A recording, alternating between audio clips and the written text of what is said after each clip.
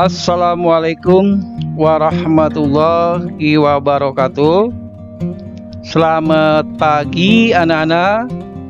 Salam sejahtera untuk kita semua. Semoga kalian tetap semangat dan selalu sehat di mana saja kalian berada. Selamat jumpa, selamat bergabung dalam program belajar di rumah yang digelar oleh SMP Negeri 11 Kota Cirebon. Anak-anak yang berbahagia, khususnya kalian yang sekarang duduk di kelas 8 semester 2, selamat mengikuti pelajaran jarak jauh. Semoga kalian bisa mengambil hikmah dan manfaatnya. Amin ya robbal alamin. Anak-anak, pada kesempatan ini Bapak Haris Suwarna akan memberikan mata pelajaran bahasa Indonesia di kelas 8, khususnya tentang materi teks persuasi. Anak-anakku yang Bapak cintai, tentunya kalian sudah menyiapkan alat tulis dan buku penunjang dalam mengikuti kegiatan ini.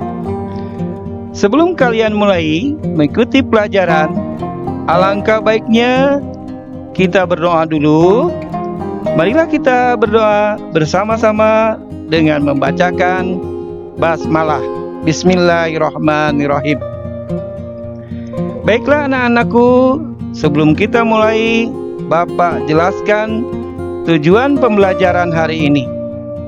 Setelah kalian mengikuti pelajaran teks persuasi, diharapkan kalian dapat menentukan pengertian teks persuasi.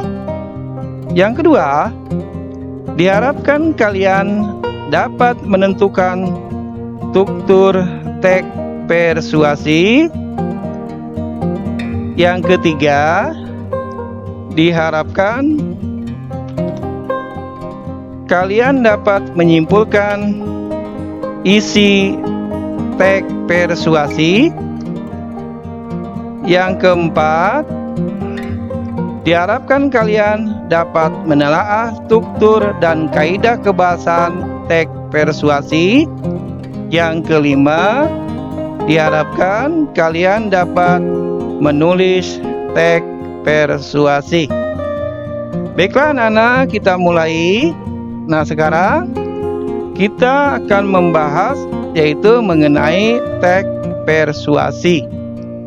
Sebelum kita mulai, Bapak akan bertanya, apa teks persuasi itu?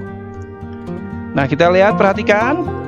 Teks persuasi adalah teks yang menyampaikan gagasan dengan menggunakan bahasa yang jelas dan lugas. Teks persuasi bersifat mempengaruhi orang lain. Nah, dalam teks persuasi ada yang digunakan dengan menggunakan kalimat, yaitu kalimat ajakan dalam teks persuasi. Nah, kalimat persuasi digunakan sebagai media untuk mengajak, menghimbau, atau meminta seseorang melakukan sesuatu yang diinginkan penulisnya. Nah, kalimat persuasi disebut juga kalimat perintah. Berbeda dengan kalimat perintah biasa. Persuasif bersifat mengajak, tidak meminta secara langsung. Baik, kita lanjutkan dengan mengenal ciri umum teks persuasi. Yang bertujuan untuk mengajak orang untuk melakukan sesuatu. Nah, ini ciri-cirinya. Ciri yang kedua, memiliki data berupa fakta, contoh, dan bukti yang digunakan untuk memperkuat alasan yang disampaikan penulis berkaitan dengan tujuannya. Nah, ciri yang terakhir, mengandung kata-kata ajakan seperti ayo, marilah, dan laksanakanlah.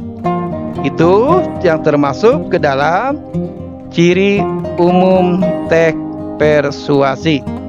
Nah, sekarang bagaimana dengan langkah-langkah menyimpulan teks persuasi? Ini A. Membaca teks dengan penuh konsentrasi menggunakan teks membaca cepat, teknik membaca cepat.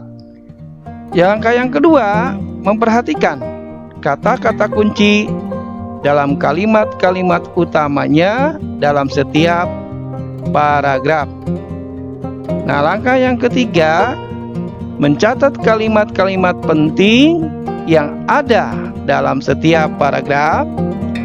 Langkah terakhir, menyusun catatan ringkas yang telah dibuat, kemudian dijadikan sebuah kesimpulan dengan bahasa cerita singkat, padat, dan jelas.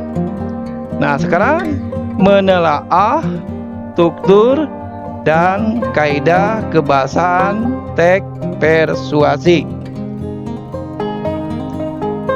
Nah, struktur teks persuasi. A. Struktur teks persuasi yang mengenalkan isu berupa pengantar atau menyampaikan masalah.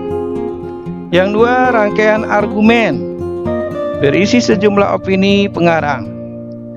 Yang ketiga, pernyataan ajakan berisi inti dalam sebuah teks persuasi.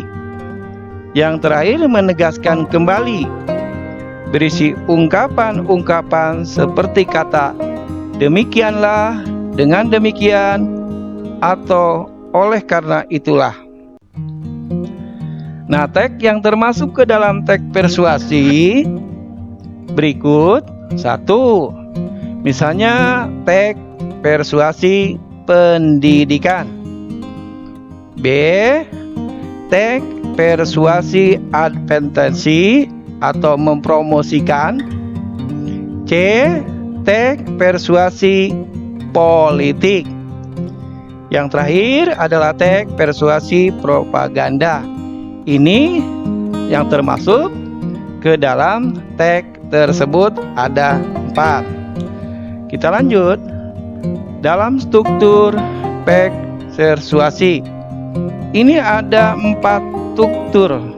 Yang pertama dalam membuat teks persuasi itu pembukaan, tesis, argumen, rekomendasi. Itu yang termasuk ke dalam struktur teks persuasif. Nah, kaidah kebahasaan dalam teks persuasif. 1. Atau A. Kata teknis atau peristilahan. B. Menggunakan konjungsi atau kata penghubung. C. Menggunakan verb atau kata kerja. D. Menggunakan kalimat ajakan. Dan E. Memiliki fakta. Nah, menulis teks persuasi ini ada beberapa hal yang harus diperhatikan. 1. Menyiapkan bujukan atau kalimat ajakan. 2. Memperhatikan struktur dan kaidah teks persuasi. Misalnya menentukan topik yang merupakan lingkup pembicaraan dalam suatu paragraf. B. Menentukan tujuan, meyakinkan pembaca dan pendengar. C. Membuat kerangka karangan paragraf sistematis dan logis. D. Mengumpulkan data yang tepat dan akurat. Dan E. Menyusun paragraf dengan diksi yang baik untuk meyakinkan pembaca. Nah, langkah membuat teks persuasi, lihat bagan sebagai berikut. Kita yang pertama adalah tentukan topik. Dari topik, baru tentukan tujuan yang akan dicapai. Setelah tujuannya jelas, kita sampaikan tesis atau pendapat yang berhubungan dengan topik tersebut. Baru kita identifikasi alasan-alasan yang termasuk ke dalam teks persuasi. Nah, setelah lanjutkan dengan mengumpulkan data atau rumuskan kalimat ajakan. Barulah kita membuat kerangka teks persuasi. Nah, kalau kerangka sudah dibuat dengan tersusun rapi, baru kita mengembangkan kerangka menjadi teks persuasi. Nah, setelah kerangka itu dikembangkan, jika teks disampaikan secara lisan, ungkapkan gagasanmu secara tegas dan lugas. Itu langkah membuat sebuah teks persuasi. Nah, contoh persuasi misalnya mengenai yang berkaitan dengan pendidikan. Ayo raih prestasi sedini mungkin. Setiap manusia pasti ingin berprestasi, karena prestasi merupakan suatu hal yang sangat membanggakan, baik bagi diri sendiri maupun orang tua. Namun mencapai prestasi bukanlah mudah. Prestasi tidak bisa didapat dengan usaha yang kecil. Perlu diadakan pengorbanan yang luar biasa. Nah, paragraf yang kedua, mengapa kita harus berprestasi sedini mungkin? Dengan prestasi sedini mungkin, kita bisa menciptakan pribadi yang kooperatif, yang kelak akan selalu memicu diri untuk terbiasa berkompetensi, dan orang tua kita bersyukur dalam mencapai tersebut. Temukanlah setiap potensi yang ada dalam diri Anda, karena setiap anak di dunia ini pastilah memiliki potensi berprestasi untuk dimiliki. Banyak bidang lain yang Anda andaikan seperti olahraga, seni, dan lain selanjutnya.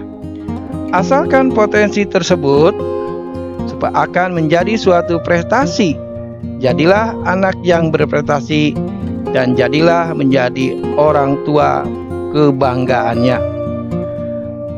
Nah, kritik terhadap suatu masalah dalam kehidupan sehari-hari merupakan modal yang dibutuhkan untuk menulis teks persuasi.